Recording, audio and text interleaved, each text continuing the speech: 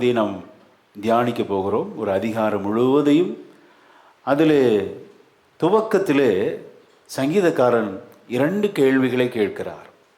கேட்டு அவரே பதில் சொல்கிறார். கேள்வியும் நானே, பதிலும் நானே என்று வாசகர்களுக்கு கேள்வியை வைத்துவிட்டு பதிலையும் சொல்லி வாக்குத்தத்தத்தோடு அந்த சங்கீதத்தை நிறைவு செய்கிறான் சங்கீதக்காரன். அல்லேலூயா.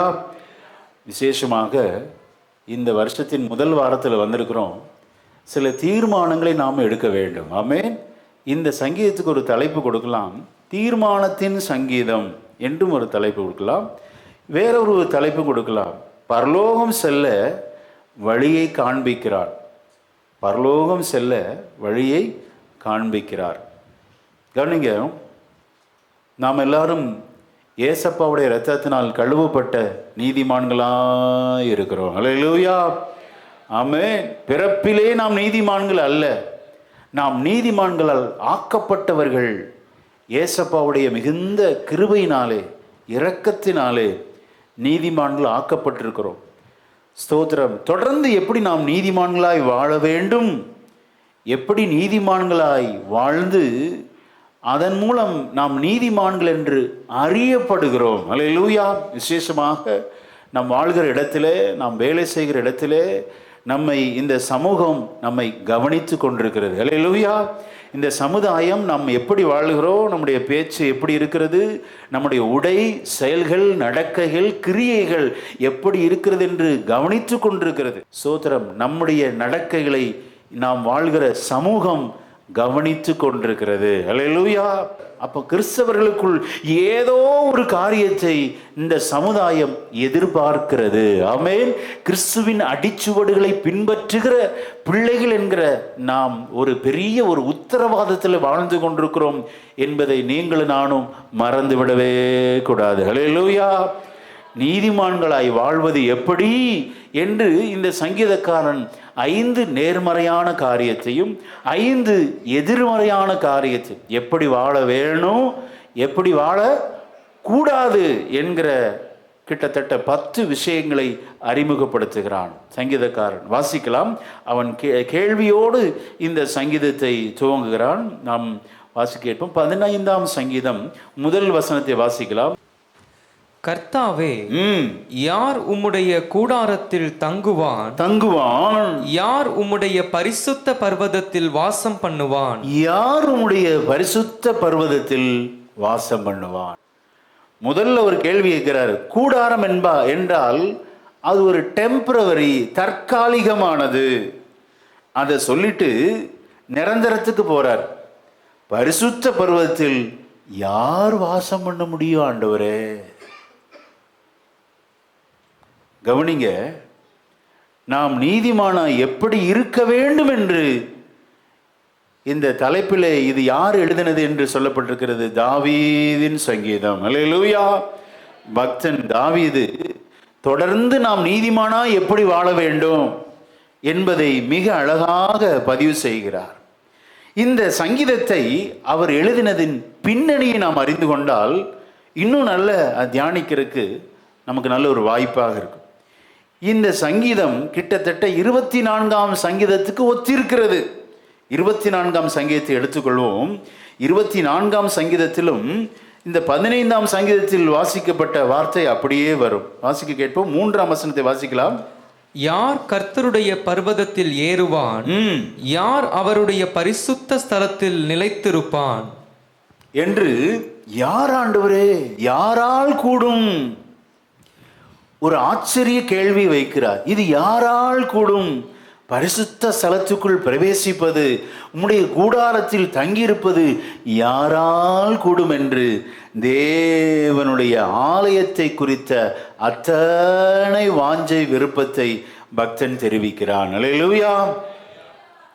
ஆமென். ஆலயத்தில் நாம் வாசித்தோம் 84ஆம் சங்கீதத்தில், தகைவலான் குருவிக்கு உமது வாசஸ்தலத்தில் தங்கும்படிக்கு ஒரு கூடு கிடைத்ததே என்று சொல்லி ஆண்டுடைய ஆலய பிரகாரங்களில் அத்தனை வாஞ்சை பக்தன் தாவீதுக்கு. ஆமென். அந்த வசனத்தை வாசிக்கலாம். 84ஆம் சங்கீதத்தின் 3ஆம் வசனத்தை வாசிக்கலாம். என் ராஜாவும் என் தேவனுமாகிய சேனைகளின் கர்த்தாவே, உம்முடைய பீடங்கள் அண்டையில் அடைக்கலான் குருவிக்கு வீடும் தகைவிலான் குருவிக்கு தன் குஞ்சுகளை வைக்கும் கூடும் கிடைத்தது. அப்படின்னா என்ன?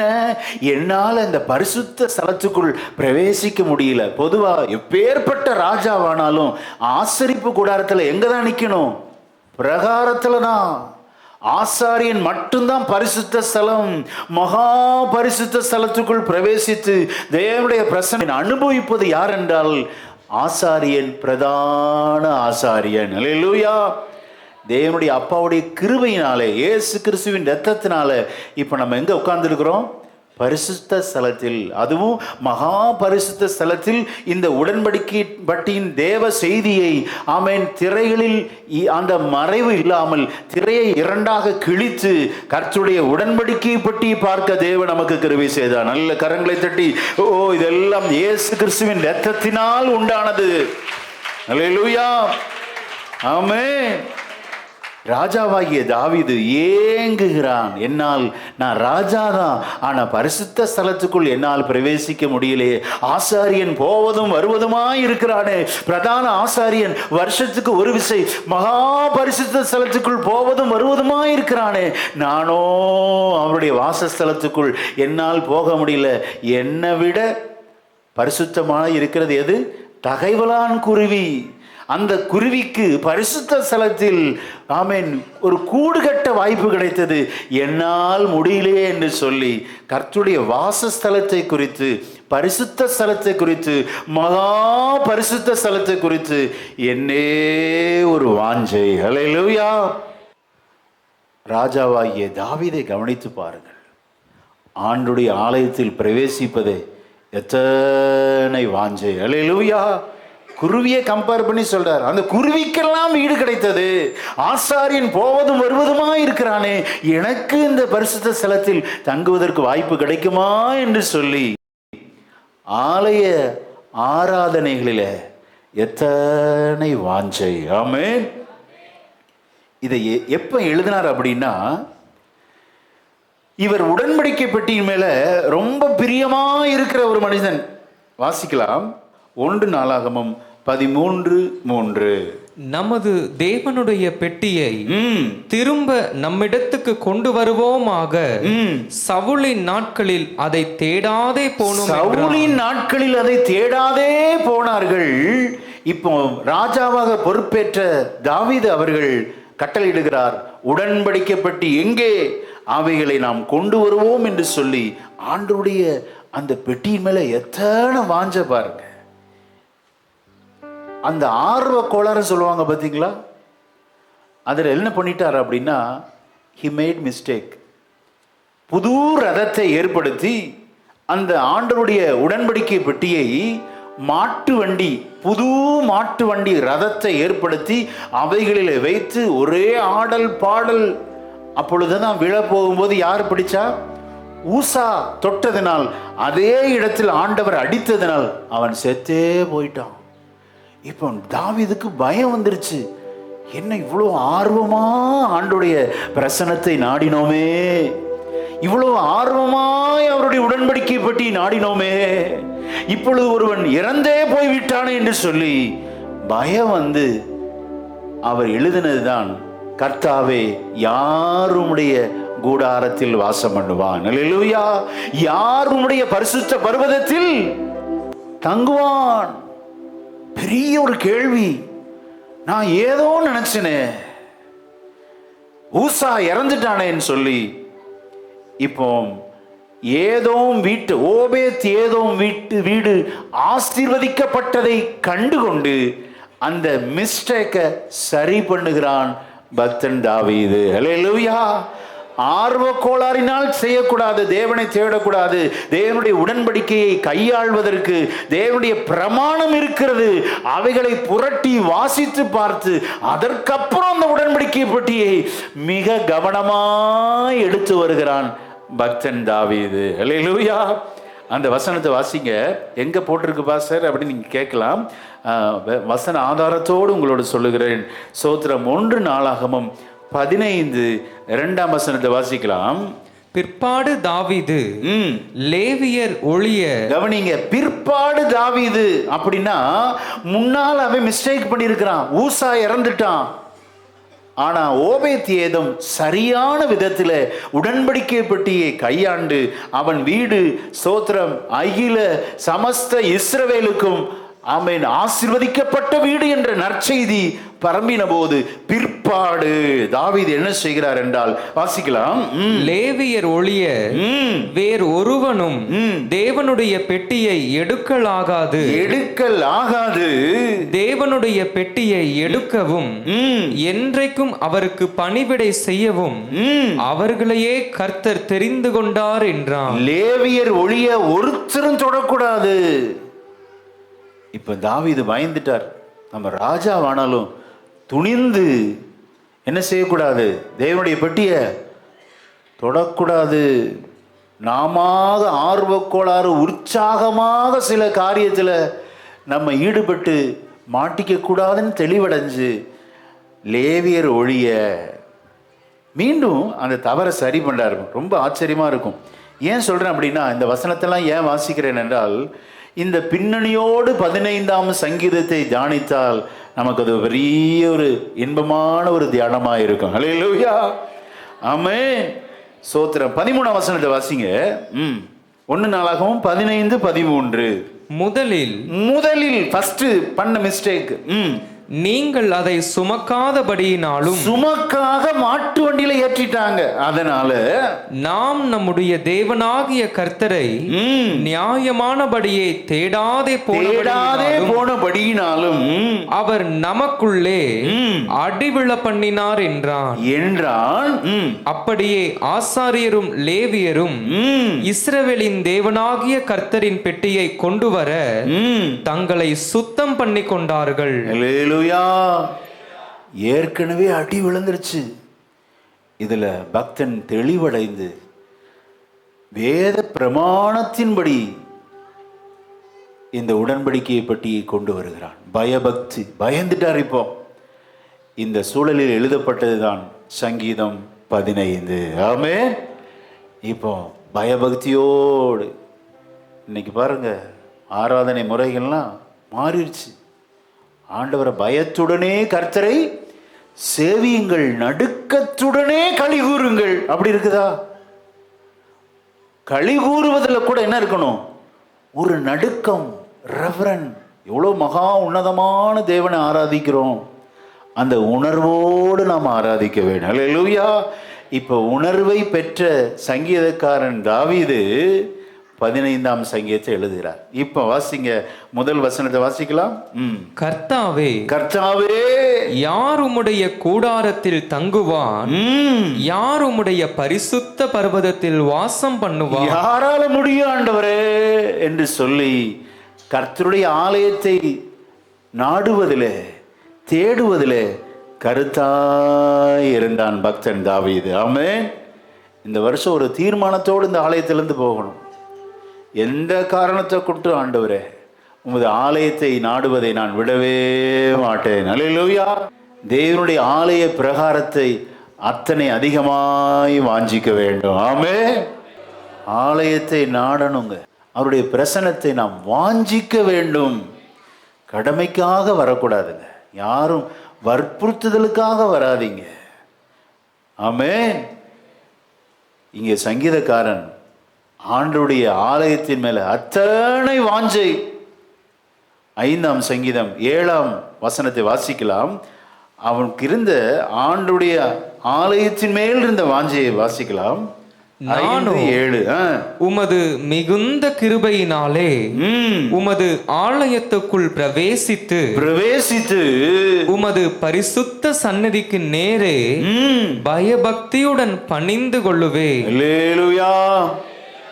நானோ அப்படிங்கிறார். யார் எங்கேயோ போகட்டும், எனக்கு பிரச்சனை இல்லை. நான் எப்படி இருப்பேன்?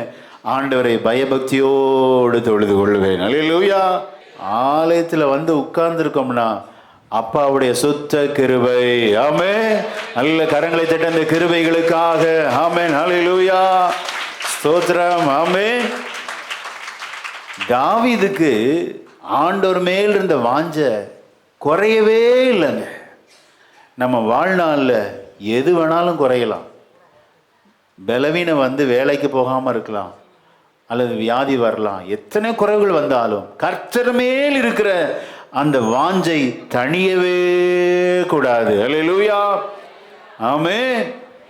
அவர் ஒரு பொருத்தனை பண்ணியிருந்தாராம். என்ன பொருத்தனை அப்படின்னா, அருமையான பொருத்தனை. 27ஆம் அதிகாரம் 4ஆம் வசனத்தை வாசிக்கலாம். சங்கீதக்காரன் சங்கீதம் 27:4. கர்த்தரிடத்தில் ஒன்றை நான் கேட்டேன். ஒன்றே ஒன்றுதான் கேட்கிறேன். என்ன விண்ணப்பம் அது? அதையே நாடுவே. அதையே நாடுவே. நான் கர்த்தருடைய மகிமையை பார்க்கும்படியாகவும் அவருடைய ஆலயத்தில் ஆராய்ச்சி செய்யும்படியாகவும் நான் என் ஜீவனுள்ள நாளெல்லாம் கர்த்தருடைய ஆலயத்தில் தங்கியிருப்பதையே நாடுவே. அல்லேலூயா. ஆராய்ச்சி செய்வேன்னு சொல்றார். நீங்க ஜெபம் பண்ணதெல்லாம் ரெண்டாவது இருக்கட்டும். இன்னொரு டெசிஷன் எடுக்கணும். இடப்பட்ட நாட்களில் வந்து இங்க வேதத்தை நான் தியானிப்பேன். அல்லேலூயா, ஆமென். ஆலயத்தில் வந்து செஞ்சு பாருங்க. ஏன்னா கண்டிப்பா நான் விசுவாசிக்கிறேன், இது ஒரு பரிசுத்தமான இடம். அல்லேலூயா. அவர் இறங்கி வருகிற இடம் அசுத்தம் எல்லாம் மாறி பரிசுத்த பூமியாய் மாறுகிறது. அவர் இறங்கி வருகிற இடம், தேவ ஜனங்கள் 2 பேர் வந்தாலே போதும், ஆண்டவர் இறங்கி வருகிறார். ஆமென். அந்த இடத்துல தூதர்கள் வருகிற இடம். அல்லேலூயா. இது ஒரு பரிசுத்தமான இடம். ஆமென். அப்படி பரிசுத்தமான இடத்துல உட்கார்ந்து நான் ஆண்டவரை ஆராய்ச்சி செய்வேன். கவனிங்க, இந்த ஒரு பொருத்தனையோடு நாம் காணப்படவேன். ஒன்றே ஒன்று தான் கேட்கிறேன். மீண்டும் அந்த வசனத்தை எல்லாம் சேர்ந்து வாசிக்கலாம். 27ஆம் சங்கீதம் 4ஆம் வசனத்தை நம்ம இருதயத்திலே எழுதி கொண்டு நம்ம இதை முதல் வாரத்தில் தீர்மானத்தோடு நாம் கடந்து செல்வோம். எல்லாம் சேர்ந்து வாசிக்கலாம். கர்த்தரிடத்தில் அதையே நாடுவேன், மகிமையை பார்க்கும்படியாகவும் ஆராய்ச்சி செய்யும்படியாகவும் கர்த்தருடைய ஆலயத்தில் தங்கியிருப்பதே நாடுவேன். அல்லேலூயா. வேதத்தை தியானிக்கிறவர்களாய் காணப்படுவோம். வேதத்தின் வெளிச்சத்தில் தேவன் நம்மை நடத்துவார். விசுவாசிக்கிறீங்களா? இன்னொரு வசனத்தை வாசிக்கலாம். அவருடைய பரிசுத்த ஆலயத்தை நாடுவது எதற்காக? 65ஆம் சங்கீதம் 4ஆம் வசனத்தை வாசிக்கலாம். 65:4. உம்முடைய பிரகாரங்களில் வாசமாயிருக்கும்படி நீர் தெரிந்து கொண்டு சேர்த்து கொள்ளுகிறவன் பாக்கியவான். உம்முடைய பரிசுத்த ஆலயமாகிய உமது வீட்டின் நன்மையால் திருப்தியாவோ. அல்லேலூயா. பரிசுத்த ஆலயத்தில் என்ன இருக்கிறது? நன்மை இருக்கிறது. எத்தனை பேர் விசுவாசிக்கிறீங்க? ஆமென். ஸ்தோத்திரம். நன்மையெல்லாம் பெற்று செல்ல எத்தனை பேர் ஆயத்தமா இருக்கிறோம்? ஏசப்பா தம்முடைய வீட்டின் நன்மையால் நம்மை திருப்தி ஆக்குவார். விசுவாசிக்கிறீங்களா? எந்த விஷயத்தில் பாரப்பட்டு வந்திருக்கிறீங்களோ அந்த விஷயத்தில் கர்த்தர் உங்களுக்கு விடுதலை தருகிறார். அல்லேலூயா, ஆமென்.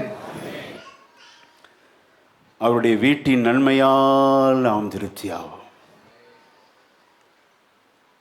இப்பொழுது 5 நேர்மறையான காரியத்தையும் 5 எதிர்மறையான காரியத்தையும் சொல்லி சங்கீதக்காரன் அவருடைய பரிசுத்த பர்வதத்துக்குள் வாசமாயிருக்க நம்மை அழைக்கிறான். அல்லேலூயா. முதல் காரியம் என்ன? வாசிக்கலாம். 2ஆம் வசனத்தை வாசிக்கலாம். உத்தமனாய் நடந்து நீதியை நடப்பித்து மனதார சத்தியத்தை பேசுகிறவன் தானே. அல்லேலூயா. He who walks uprightly. உத்தம நடக்கை விசுவாச மக்களுக்கு வேண்டும். அல்லேலூயா. ஆண்டவர் கிருபையினால ரட்சிக்கப்பட்டோம். கிருபையை போக்கடிச்சிருக்க கூடாது. அநேகர் கிருபையை போக்கடிக்கிறார்கள், இழந்து விடுகிறார்கள். கிருபையாய் பெற்ற ரட்சிப்பை தக்க வைத்துக் கொள்வதில் நாம் தீவிரமாய் இருக்க வேண்டும். அல்லேலூயா. உத்தம நடக்கை, that is called blameless life, walks upright. நடக்கை ரொம்ப முக்கியம். நம்ம தூரத்தில் நடக்கிறப்பவே நம்ம நடைய பார்த்தே கண்டுபிடிச்சிருவாங்க. அப்பா வர்றாங்க, அங்கிள் வர்றாங்க, எங்கள் தாத்தா வர்றாருன்னு சொல்லி நடக்கையிலே கண்டுபிடிச்சிருவாங்க. அப்போ சாதாரண ஒரு நடக்கைக்கு அவ்வளோ வலிமை இருந்தால் நம்முடைய ஆவிக்குரிய வாழ்க்கையில் நடக்கை எவ்வளோ முக்கியம். Hallelujah, amen. நடக்கை, வாக்ஸ் அப்ரைட்லி. ரெண்டாவது கிரியைகள். So first one clean feet. நம்முடைய அந்த பாதம் எப்படி இருக்கணும்? சுத்த நடக்கை. க்ளீன் ஹேண்ட்ஸ், சுத்த கைகள். பரிதானம் ஆண்டவருக்கு பிடிக்காதது, ஆண்டவருக்கு பிரியமில்லாத பாவத்தை இந்த கைகளால் செஞ்சிடக்கூடாது. சுத்த கை, சுத்த கால், சுத்த உதடு, மூன்றும் மிகவும் அவசியம். அப்படிப்பட்ட நீதிமான்கள் கர்த்தருடைய சபையிலே நிலைத்திருப்பார்கள். அல்லேலூயா. 1 சங்கீதம் கடைசி வசனத்தை வாசிக்கலாம். கர்த்தர் நீதிமான்களின் வழியை அறிந்திருக்கிறார், துன்மார்க்கரின் வழியோ அழியும். 5 வசனத்தை வாசிக்க.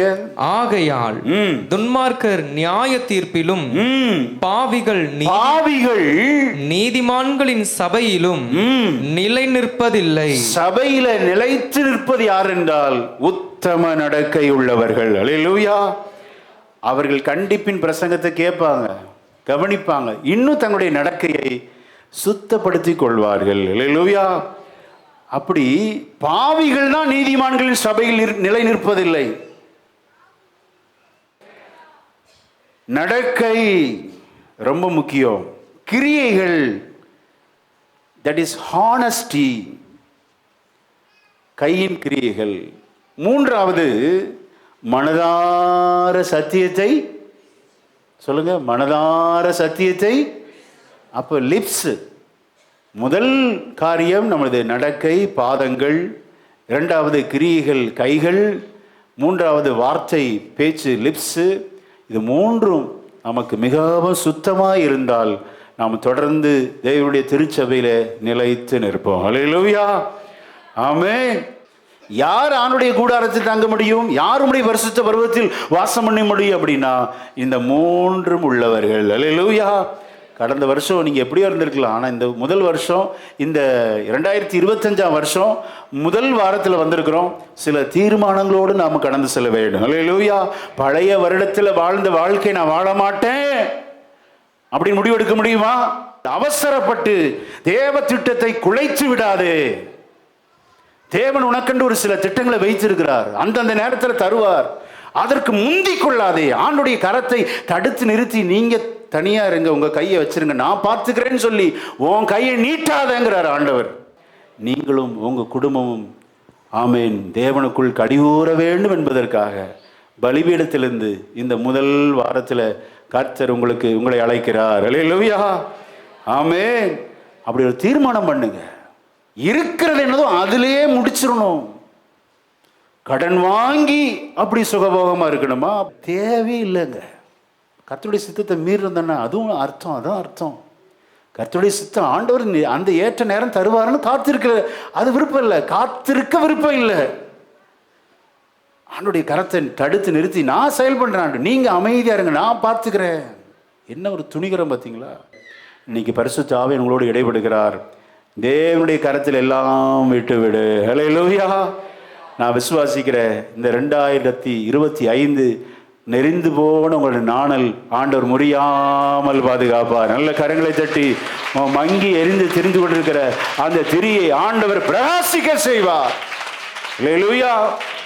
தேவை கர்த்தருடைய வார்த்தைக்கு கீழ்ப்படிய வேண்டும், செவி கொடுக்க வேண்டும்.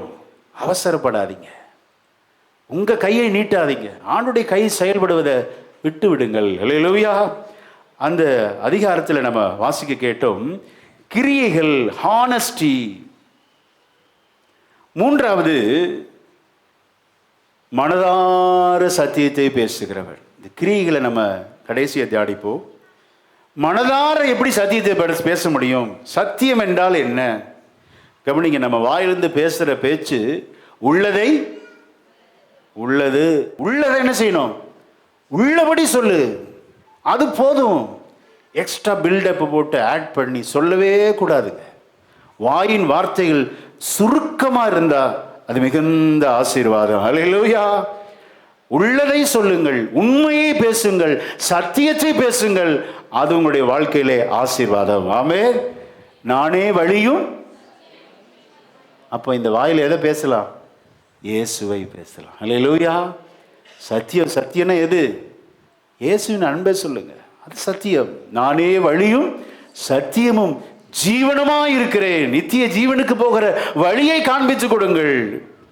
கேட்கிற இடத்தில் இயேசுவை சொல்லுங்கள், சத்தியத்தை பேசுங்கள், உண்மையை பேசுங்கள், உள்ளதை பேசுங்கள், மனதார பேசுங்கள். அல்லேலூயா. ஆமென்.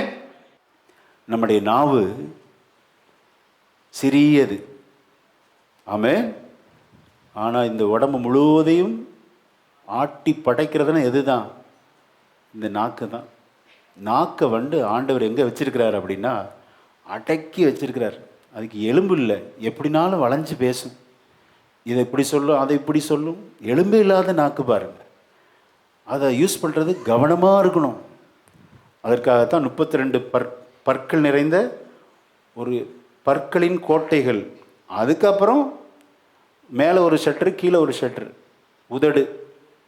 இவைகளுக்குள்ள ஒளிஞ்சிருக்குன்னா அப்போ எவ்வளோ கவனமாக இந்த நாவை நாம் பயன்படுத்த வேண்டும். அல்லேலூயா. இந்த நாக்கு என்பது 6 அடி இருக்கிற ஒரு மனிதனை வெட்டி வீழ்த்துகிற வெட்டு அருவாவை விட பயங்கர வலிமையுடையது. வீச்சருவாலை கூட வச்சு வெட்டி வீழ்த்திடலாம். வீழ்த்துவதை விட நாக்கு மிகவும் பொல்லாதது. எத்தனையோ பேரை காயப்படுத்துகிறோம் இந்த நாவினால். திட்டி காயப்படுத்தி 6 அடி மனிதனை வீழ்த்துகிறோம். நாவு ஒரு பொல்லாதது. அல்லேலூயா. கவனமாக பயன்படுத்த வேண்டும். அதான் பணத்தை கையாளுகிற காரியம், நம்முடைய பேச்சின் காரியங்கள். 2 காரியத்தை இங்கே சங்கீதக்காரன் ரொம்ப வலியுறுத்தி பேசுகிறார். அடுத்த வசனத்தை வாசிக்கலாமா? ஸ்தோத்திரம். 3ஆம் வசனத்தை வாசிக்கலாம்.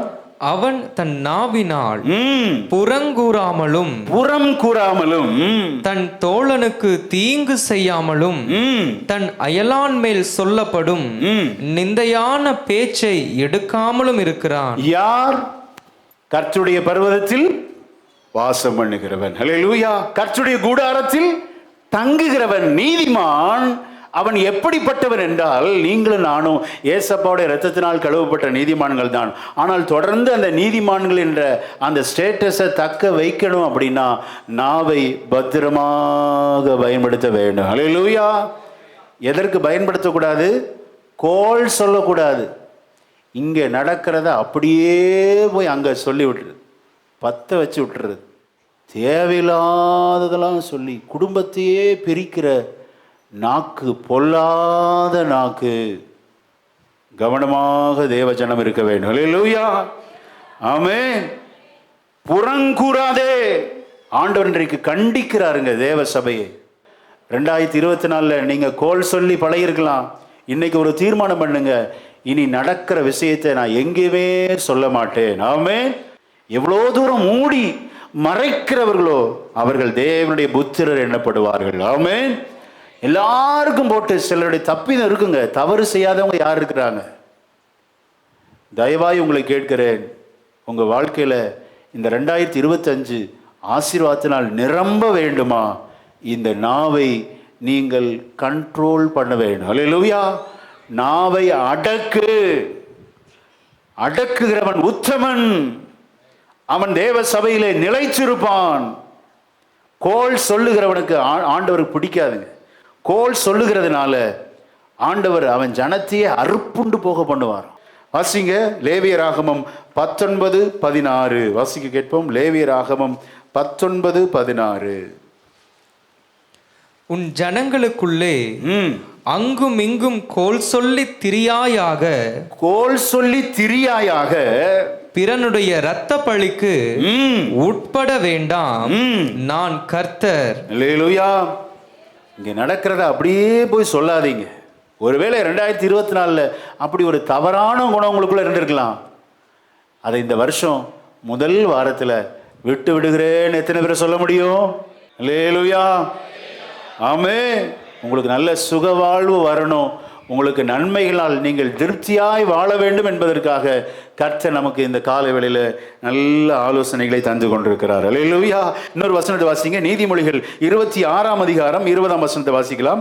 வசனத்தின் மூலம் உங்களோடு அதிகமாக நான் இடைபெட பேச விரும்புகிறேன். ஸ்தோத்திரம். நீதிமொழிகள் 26:20 வாசிக்கலாம். விறகில்லாமல் நெருப்பு அவியும், விறகு இல்லாமல் நெருப்பு அவியும், கோல் சொல்லுகிறவன் இல்லாமல் சண்டை அடங்கும். சண்டை அடங்கும். அல்லேலூயா. சண்டை அடங்கணும்னா யார் இருக்கக்கூடாது? கோல் சொல்லுகிறவர் இருக்கக்கூடாது. வீட்டில் போய் வாசித்து பாருங்க. நீதிமொழிகள் 18:10. இன்னொரு வசனத்தை வாசிக்கலாம். நீதிமொழிகள் 25:23 வாசிக்க கேட்போம். 25:23. வடகாற்று மழையையும் புறங்கூறுகிற நாவு கோப முகத்தையும் பிறப்பிக்கும்.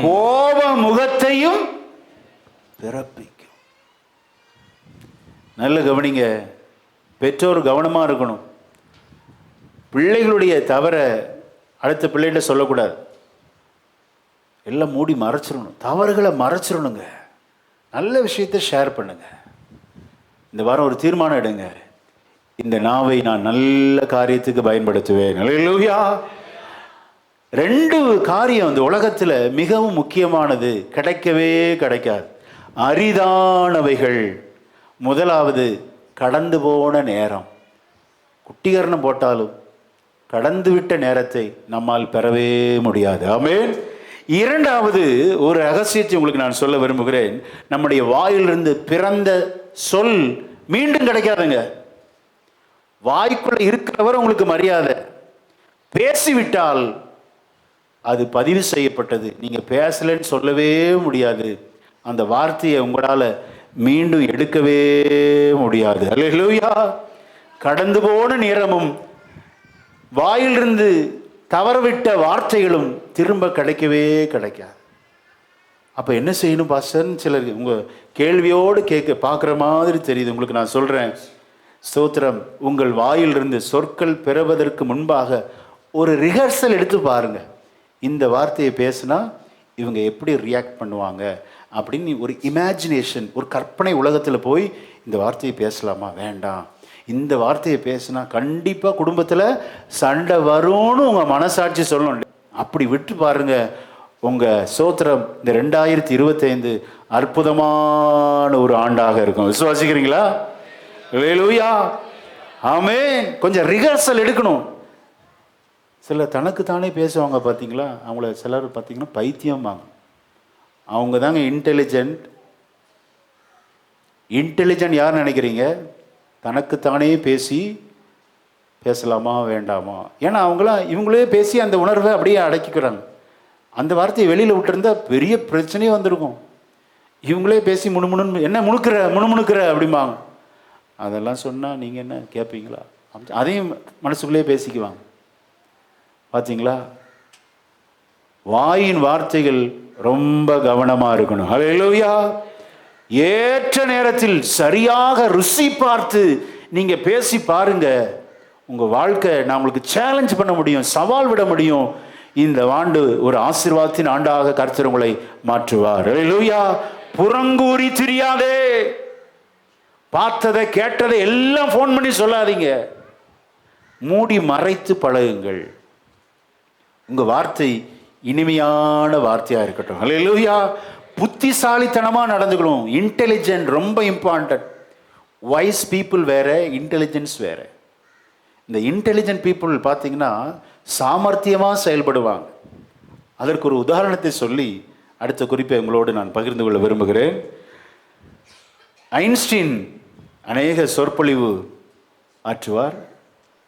அவர் சயின்டிஸ்ட், அறிவியலில் நல்ல பெரிய ஒரு கலைஞர். அப்படி சொற்பொழிவை கேட்ட அந்த டிரைவர் என்ன பண்ணார் அப்படின்னா, சார் எனக்கு ஒரு வாய்ப்பு கொடுக்குறீங்களா? கிட்டத்தட்ட உங்கள் சொற்பொழிவுலாம் நான் கேட்டது எல்லாம் அப்படியே மனப்பாடம் ஆயிடுச்சு. நீங்கள் என்னெல்லாம் பேசுவீங்கன்னு எனக்கும் தெரியும். கிவ் மீ ஒன் சான்ஸ், எனக்கு ஒரு சான்ஸ் கொடுங்க அப்படின்னாராம். அப்போ ஒரு ஸ்கூலுக்கு இவரை இன்வைட் பண்ணியிருந்தாங்களாம். இவரும் ஆல்மோஸ்ட் ஐன்ஸ்டீன் மாதிரியே இருப்பாராம் பார்க்குறது. சரி, உனக்கு இன்னைக்கு ஒரு நான் வாய்ப்பு கொடுக்குறேன் என்று சொல்லி இவர் கோட்டெல்லாம் கழட்டி அவனுக்கு கொடுத்து அவன் போய் டீச் பண்ண சொன்னார். நீங்கள் என்ன பேசுவீங்க, என்ன அவங்க கொஸ்டின் கேட்டால் பதில் சொல்ல தெரியும், எல்லாம் நான் அக்குவர் ஆணிவர எல்லாம் மெமரைஸ் பண்ணியிருக்கேன், அப்படியே மனப்பாடம் பண்ணியிருக்கிறேன். ஆகவே எனக்கு ஒரு சான்ஸ் கொடுங்க அப்படின்னா. சரி, இவ்வளோ கேட்குறாருன்னு சொல்லி கொடுத்துட்டார். இப்போ அந்த மாணவர்கள் மத்தியில் போய் ஐன்ஸ்டீனாக நிற்கிறார். இவர் தன்னுடைய உரையை தொடங்குகிறார். எல்லாரும் கவனமாக கேட்குறாங்க. குவிஸ் டைம், கேள்வி நேரம் வந்து விட்டது. மாணவர்கள் ஆங்காங்கே எழுப்பி கேள்வி கேட்குறாங்க. எல்லா இடத்துலையும் கேட்குற கேள்வி தான். இவரும் சிரிச்சுக்கிட்டே நல்ல பதில் சொல்கிறார். கடைசியில் ஒரு கேள்வி வந்தது, இவருக்கு தெரியாத கேள்வி. இவர் டிரைவர் அல்லவா, இவர் சயின்டிஸ்ட் இல்லை. இப்போ இவருக்கு சமாளிக்கிற திறனை பாருங்க, அந்த புத்தியை பயன்படுத்துகிறார். மனசில் நினச்சிட்டார், இந்த கேள்விக்கு நமக்கு ஆன்சர் தெரியாது. அதை எப்படி சமாளித்தார் அப்படின்னா, இந்த கேள்வியா ஏன்ட்ட கேட்குறீங்க, என் டிரைவர் கூட பதில் சொல்லுவாருங்க, என் டிரைவரை அழைக்கிறேன் பாருங்க அப்படின்னு சொல்லி உட்கார்ந்துற ஐன்ஸ்டீனை அழைத்து எல்லாருக்கும் அவர் டிரைவர், இவர் தான் ஐன்ஸ்டீன், டிரைவர் ஐன்ஸ்டீன் ஆகிட்டாரு, ஐன்ஸ்டீன் டிரைவர் ஆகிட்டாரு பாருங்க. பார்த்தீங்களா, டிரைவரை அழைத்து என் டிரைவருக்கு கூட இந்த கேள்வி தெரியும்னு சொல்லி அவர் சூப்பராக நினச்சாரான் ஐன்ஸ்டீன். அட்டா, நீ இந்த வரத்து வர்றியே, பரவாயில்லையே, நீ புத்திசாலி தான் சொல்லி மெச்சி கொண்டார். கடைசியில் ஐன்ஸ்டீன் மிக அழகாக நேர்த்தியாக அந்த கேள்விக்கு பதில் கொடுத்தார். எதுக்கு சொல்கிறேன் அப்படின்னா, புத்திசாலித்தனமாக நடந்து கொள்வது மிகவும் நம்முடைய வாழ்க்கையில் முக்கியம். ஹல்லேலூயா. எத்தனை நேரத்தில் யோசிக்காமல் பேசி நம்முடைய ஆசீர்வாதங்களை இழந்திருக்கிறோம். இந்த வாரத்தில் இந்த தீர்மானம் எடுக்கணும், எல்லாவற்றையும் ஞானமாய் நான் பேசுவேன். ஹல்லேலூயா. என் வாயிலிருந்து வார்த்தைகள் பிறவாததற்கு முன்னரே நான் யோசித்து பேசுவேன், அதை ருசி பார்த்து பேசுவேன், கோள் சொல்ல மாட்டேன், புறம் கூற மாட்டேன், கபடாய் பேச மாட்டேன், பொல்லாதவைகளை பேச மாட்டேன். இப்படிலாம் ஒரு தீர்மானம் எடுத்தீர்கள் என்றால் இந்த ஆண்டு உங்களுக்கு சிறப்பாக இருக்கும், சந்தேகமே இல்லை. ஹல்லேலூயா. 3 விஷயங்களை நான் சொல்ல விரும்புகிறேன். இந்த நாவை குறித்து வாசிக்க கேட்போம். யாக்கோபு 3ஆம் அதிகாரம் 5ஆம் வசனத்தை வாசிக்கலாம். யாக்கோபு 3:5.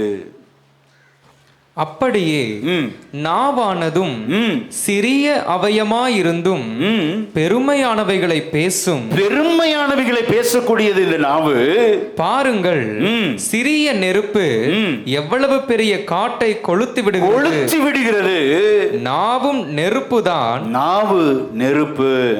அது அநீதி நிறைந்த உலகம்.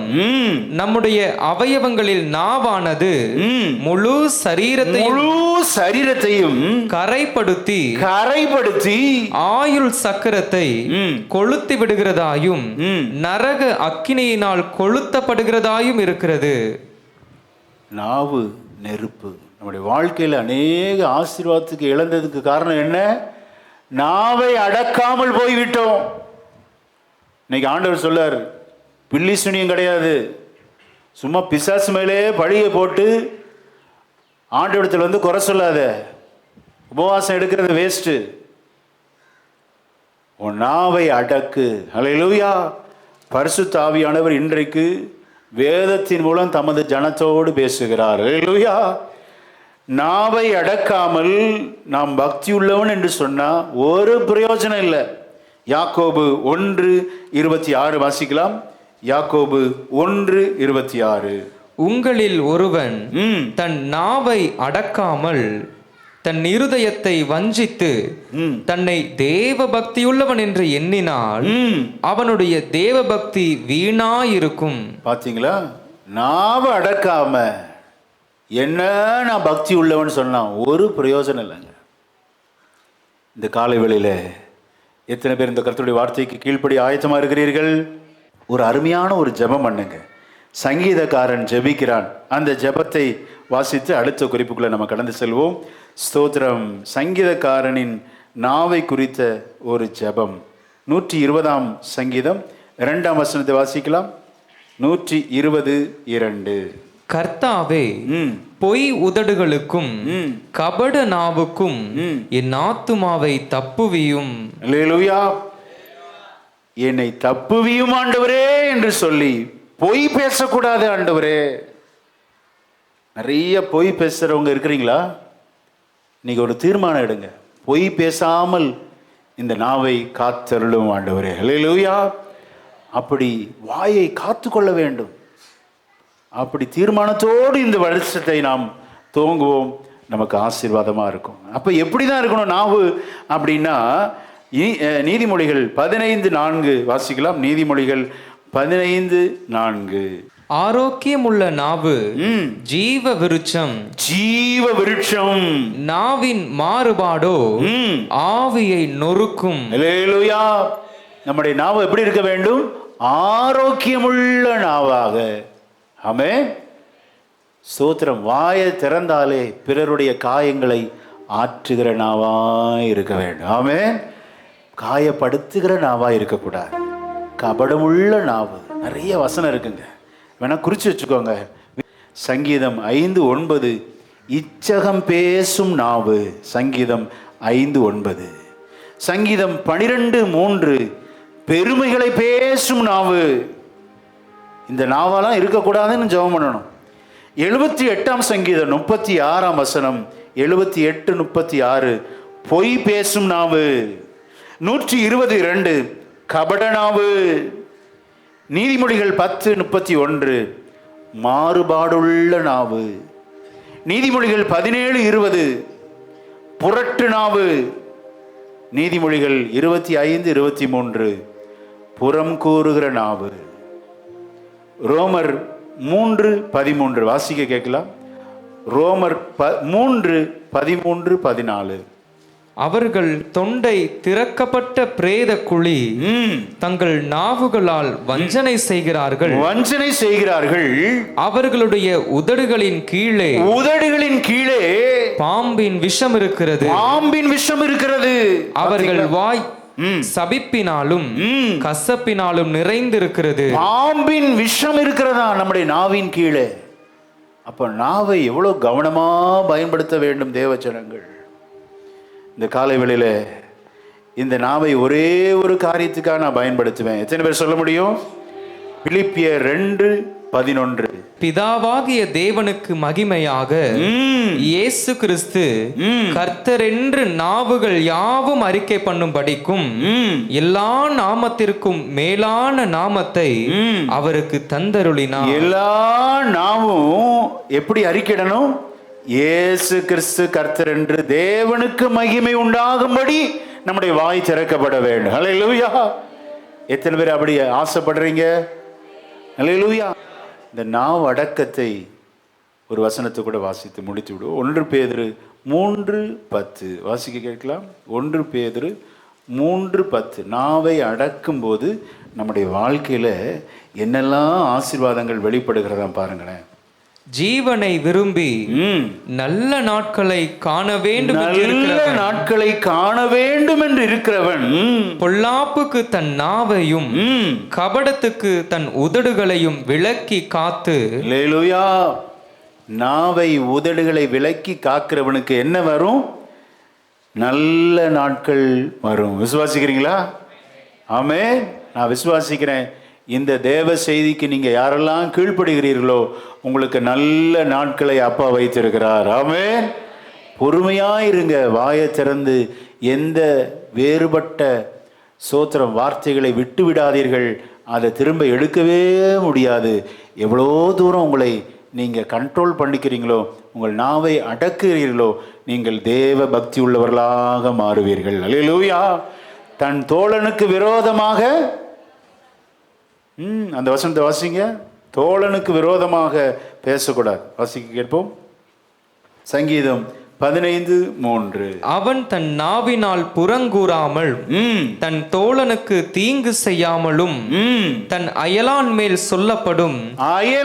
சொல்லப்படும் நிந்தையான பேச்சை எடுக்காமலும் இருக்கிறான். நிந்தையான பேச்சை என்ன செய்யக்கூடாது? எடுக்கக்கூடாது. அப்படின்னா சிலர் நம்மை தூண்டுவாங்க, உங்களுக்கு இந்த விஷயம் தெரியுமா அப்படிமா. ஆமாம், இல்லை நானும் கேள்விப்பட்டேன்னு சொல்லி அந்த பேச்சை எடுக்காமல் அப்படியே விட்டு விடுங்கள். அல்லேலூயா. எடுக்காதீங்க, நிந்தையான பேச்சை எடுக்காதீர்கள். காரியம் அறிய உங்களை நீங்கள் விட்டு கொடுக்காதீங்க, விட்டுறணும். காரியத்தை அறிய வேண்டாம், எதுக்கு அறிந்து ஏன் ஜீவியம் கட்டு போயிரும் சொல்லி உங்க பரிசுத்த ஜீவியை காத்து கொள்ளுகிறவர்களே இந்த திருச்சபையில் நிலைத்து நிற்கிறவர்கள். அல்லேலூயா. கர்த்தாவே, யாருடைய கூடாரத்தில் தங்குவான், யாருடைய பரிசுத்த பர்வதத்தில் வாசம் பண்ணுவான். தன் அயலான் மேல் எடுக்கப்படுகிற நிந்தையான பேச்சை எடுக்காதவர்கள். ஆமென். 4 வசனத்தை வாசிக்கலாம். ஆகாதவன் அவன் பார்வைக்கு தீர்ப்பானவன், கர்த்தருக்கு பயந்தவர்களையோ கனம் பண்ணுகிறான். ஆணையிட்டதில் தனக்கு நஷ்டம் வந்தாலும் தவறாதிருக்கிறான். அல்லேலூயா. ஆணையிடுவது, வாக்கு தவறக்கூடாது, வாக்கு மாறக்கூடாது. இந்த 2, 3, 4 வசனம் ஃபுல்லா பார்த்தீங்கன்னா பேச்சை குறித்து தாங்க, வார்த்தையை குறிச்சே சொல்லப்படுகிறது. நண்பனிடத்தில் உண்மையா இருக்கணும், அயலானிடத்தில் உண்மையா இருக்கணும், நெய்பர்ஸ் கிட்ட சாட்சியை காத்து கொள்ள வேண்டும். அல்லேலூயா. நஷ்டம் வந்தாலும் சரி, வாக்கு மாறக்கூடாது. உண்மையா இருக்கு. இவர்கள் கிறிஸ்தவர்கள் வாக்கு மாற மாட்டார்கள் என்கிற கவனமா இருக்கணும். கடைசியாக ஒரு காரியத்தை சொல்லி முடிக்கிறேன். யார் கர்த்தருடைய பருவத்தில் தங்குவார்கள்? ஆமென். 5 வசனத்தை வாசிக்கலாம். தன் பணத்தை வட்டிக்கு கொடாமலும் குற்றமில்லாதவனுக்கு விரோதமாய் பரிதானம் வாங்காமலும் இருக்கிறான். இப்படி செய்கிறவன் என்றென்றைக்கும் அசைக்கப்படுவதில்லை. அல்லேலூயா. கேள்வி கேட்டார், பதில் சொல்லி வாக்குத்தத்தத்தோடு முடிக்கிறார். இப்படி செய்கிறவன் என்றென்றைக்கும் அசைக்கப்படுவதில்லை. பண விஷயத்தில் நாம் கவனமாக இருக்க வேண்டும். அல்லேலூயா. வட்டிக்கு கொடுப்பது வேதம் கண்டிக்கிறது, கண்டனம் பண்ணுகிறது. வட்டிக்கு பணத்தை கொடுக்காத, குற்றம் இல்லாதவனுக்கு விரோதமாய் பரிதானம் வாங்காதே. கொடுக்கல் வாங்கல்ல கவனமாக இருங்கள். அல்லேலூயா. நீங்கள் அசைக்கப்படுவதில்லை. விசுவாசிக்கிறீங்களா? Never be moved, never be shaken. அசைக்கப்படணும். யாரும் உங்களை தட்டி கேட்க மாட்டாங்க. கடன் இல்லாத வாழ்க்கை எத்தனை அற்புதமான வாழ்க்கை. அல்லேலூயா. நான் விசுவாசிக்கிறேன், இந்த காரணம்பேட்டை சபையில், இந்த ஆலயத்தில் இன்றைக்கு பங்கெடுக்கிற உங்களுடைய வாழ்க்கையில் பலிபீடத்திலிருந்து மனதார ஆசீர்வதிக்கிறேன். சோத்திரம். நீங்கள் கடன் வாங்காமல் இருப்பீர்கள். இந்த வருஷம் உங்களுக்கு நெறிந்த நாணலை முறிக்க விட மாட்டார். அல்லேலூயா. மங்கி எரிகிற திரி அணையாது. அல்லேலூயா. ஆமென். யார் கர்த்தருடைய பர்வதத்தில் வாசம் பண்ணுவான்? யார் அவருடைய கூடாரத்தில் தங்குவான்? 5 பாசிட்டிவ், 5 நெகட்டிவ் சொல்லியிருக்கிறார். இதெல்லாம் நம்ம ஃபாலோ பண்ணா கண்டிப்பா நாம் அசைக்கப்படுவதில்லை. ஆமென். பரிசுத்தமுள்ள நல்ல பிதாவே, அருமையான ஆசீர்வதிக்கப்பட்ட இந்த 2025 முதல் வார தேவ செய்திக்காக நன்றி செலுத்துகிறோம். யாரும் உடைய கூடாரத்தில் தங்குவான், யாரும் உடைய வாசஸ்தலத்தில் ஆண்டவரே இருப்பவன் தங்குவான், வாசம் பண்ணுவான். ஆண்டவரே சோத்திரம். உத்தமனாய் நடந்து நீதியை நடப்பித்து மனதார ஆண்டு சத்தியத்தை பேசுகிறோம். நாங்கள் தியானித்த அந்த வார்த்தையின்படி எங்களுடைய பேச்சு சுத்தமாக இருக்கட்டும், நடக்கை சுத்தமாக இருக்கட்டும், கைகளின் கிரியை சுத்தமாக இருக்கட்டும்ப்பா. அப்படி செய்கிறவன் நீதிமான், என்றென்றைக்கும் அசைக்கப்படுவதில்லை. இந்த சத்தியத்தின்படி நாங்கள் வாழ்ந்து ஒரு அசைக்கப்படாத உறுதியான குடும்பமாய், கனிதரு விருட்சங்களாய் ஒவ்வொரு குடும்பமும் வளரட்டும் ஆண்டவரே. வேத வசனத்தில் நாங்கள் வளர்கிறோம் ஆண்டவரே. எத்தனையோ நல்ல விஷயங்களை பலிபீடத்திலிருந்து ஒவ்வொரு பிள்ளைகளுக்கும் நீங்கள் கற்றுக் கொடுக்குறீங்கப்பா. அதற்கு அப்படியே செவி கொடுக்கிற இருதயத்தை நீர் கொடுத்து விட்டதுக்காக ஸ்தோத்திரம். சகல துதி கன மகிமையெல்லாம் உமக்கு ஒருவருக்கே செலுத்துகிறோம். இயேசு கிறிஸ்துவின் நாமத்தில் ஜெபிக்கிறோம் நல்ல பிதாவே.